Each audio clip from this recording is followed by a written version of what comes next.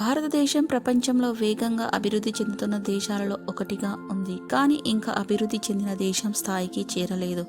అభివృద్ధి చెందిన దేశం అంటే అధిక ఆర్థిక శక్తి, మంచి విద్య మరియు ఆరోగ్య పరిపాలన, సాంకేతికతలో ఆధిక్యత, సమానత్వం మరియు శుభ్ర వాతావరణం.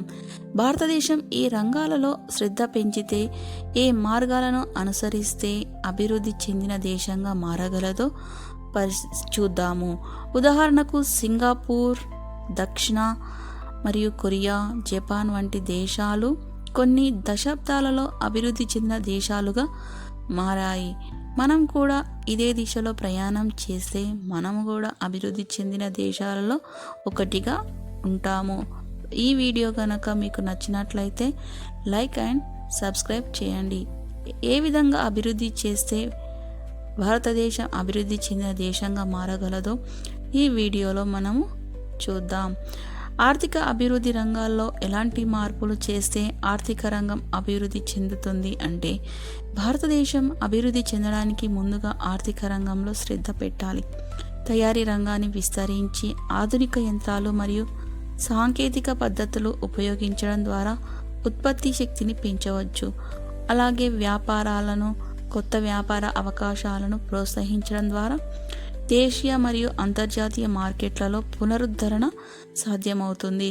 ఉదాహరణకు చైనా మరియు దక్షిణ కొరియా 1978లో తయారీ రంగాన్ని అభివృద్ధి చేసి అభివృద్ధి చెందిన దేశాలుగా మారాయి.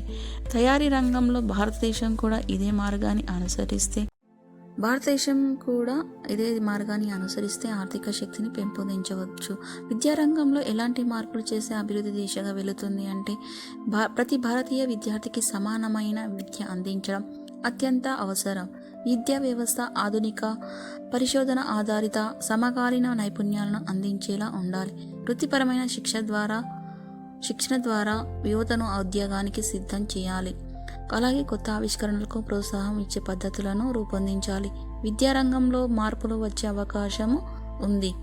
ఆరోగ్య రంగంలో మార్పులు కూడా చేస్తే ప్రతి భారతీయుడు ఆరోగ్యవంతంగా ఉండేలా ప్రభుత్వ ఆరోగ్య విధానాలు ఉండాలి. గ్రామీణ ప్రాంతాల్లో వైద్య ఆరోగ్య సౌకర్యాలను పెంపొందించడం, తక్కువ ఖర్చుతో అందుబాటులో ఉండే వైద్య సేవలు అందించడం అత్యంత అవసరం. వ్యవసాయ రంగంలో ఆధునిక పద్ధతులు వాడి వ్యవసాయ రంగంలో అనేక మార్పులు చేయవచ్చు. సాంకేతిక రంగంలో అనేక మార్పులు చేయడం ద్వారా అభివృద్ధి చెందుతుంది. భారతదేశం అభివృద్ధి చెందడానికి సాంకేతికతలో ముందుండాలి. డిజిటల్ పద్ధతుల ద్వారా ప్రభుత్వ పనితీరును వేగవంతం చేయాలి.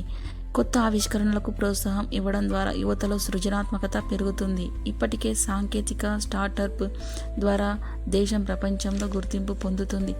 సామాజిక అభివృద్ధిలో మార్పులు చేయవచ్చు. పేదరికం తగ్గించడం ద్వారా ప్రతి ఒక్కరికి సమాన అవకాశాలు వస్తాయి. మహిళల సాధికారత, సామాజిక సమానత్వం ద్వారా శక్తివంతమైన భారతదేశం ఏర్పడుతుంది. విద్య మరియు అవగాహన పెంచడం ద్వారా సమాజం ఆరోగ్యంగా, సమర్థమైనదిగా మారుతుంది. స్కాండినేవియన్ దేశాల్లో సామాజిక సమానత్వం ఎక్కువగా ఉండడం వల్ల వారు అత్యధిక మానవ అభివృద్ధి సూచికలో కలిగి ఉన్నారు. పరిపాలన ద్వారా అవినీతిని తగ్గించాలి. కఠినమైన చట్టాలు, న్యాయ వ్యవస్థను బలంగా ఉంచాలి. రహదారులు, విద్యుత్ మరియు ఇంటర్నెట్ వంటి మౌలిక సదుపాయాలను కల్పించాలి. ఇలా చేయడం దేశం అభివృద్ధికి ప్రధాన కారణంగా మారతాయి. మరియు అలాగే దేశం అభివృద్ధి చెందాలంటే పునరుత్పత్తి శక్తి వనరులను ఉపయోగించాలి. కాలుష్య నియంత్రణ, నీరు మరియు వ్యర్థ నిర్వహణ వంటి పద్ధతులు సుస్థిర అభివృద్ధికి దోహదం చేస్తాయి.